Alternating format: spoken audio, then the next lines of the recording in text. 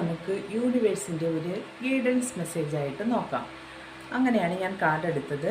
First കാർഡായി വന്നത് page of സോഡ്. Page of സോഡ് എന്ന് പറയുന്നത് വളരെ ജിജ്ഞാസയോടുകൂടി പുതിയ കാര്യങ്ങൾ അന്വേഷിച്ച് മുന്നോട്ട് പോകാൻ നിൽക്കുന്ന ഒരു എനർജിയിലുള്ള കാർഡാണ്. സെക്കൻഡ് കാർഡ് എന്ന് പറയുന്നത് സെവൻ ഓഫ് പെൻറ്റക്കിൾസ്. ഇത് ഒരു പണസംബന്ധമായ കാർഡാണ്. അപ്പോൾ നിങ്ങൾ ഒരു പൈസയ്ക്ക് വേണ്ടി കാത്തിരിക്കുന്ന ഒരു എനർജിയിലുള്ള കാർഡാണ്. ഒന്നെങ്കിൽ നിങ്ങൾ ബിസിനസ്സിലോ അല്ലെങ്കിൽ എന്തെങ്കിലും ഫാമിംഗ്, കൃഷി അങ്ങനെ എന്തെങ്കിലുമൊക്കെ ചെയ്ത് പൈസയ്ക്ക് വേണ്ടി കാത്തിരിക്കുന്ന ഒരു എനർജിയിലുള്ള കാർഡാണ്.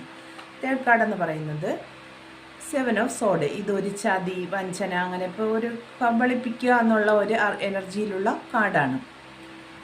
ഫോർത്ത് കാർഡായി വന്നത് ക്യൂൻ ഓഫ് സോഡ്. ക്യൂൻ ഓഫ് സോഡ് എന്ന് പറയുന്നത് വളരെ പവർഫുള്ളായ ഒരു ലേഡിയാണ്. വളരെ അധികാരത്തിലിരിക്കുന്ന, മറ്റുള്ളവരോട് കൽപ്പിക്കുന്ന, അതായത് അവർ ഉപദേശം കൊടുത്ത് ഒരു കാര്യങ്ങൾ ചെയ്യിക്കുന്ന എനർജിയിലുള്ള ഒരു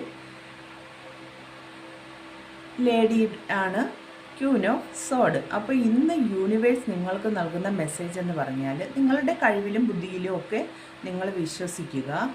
നിങ്ങൾ ആത്മാർത്ഥമായിട്ട് ചെയ്ത കാര്യങ്ങൾക്കുള്ള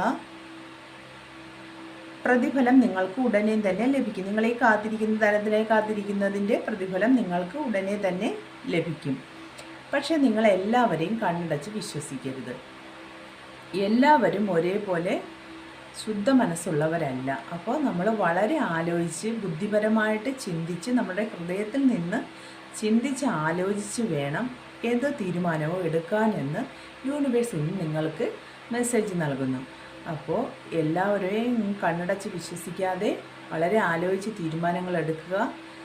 നിങ്ങൾക്ക് പണത്തിൻ്റെ ബ്ലോക്കേജൊക്കെ ഉണ്ടെങ്കിൽ വളരെ പെട്ടെന്ന് തന്നെ മാറട്ടെ എന്ന് ആത്മാർത്ഥമായി പ്രാർത്ഥിക്കുന്നു. എല്ലാവർക്കും നല്ലൊരു ദിവസം ആശംസിക്കുന്നു. Thank you.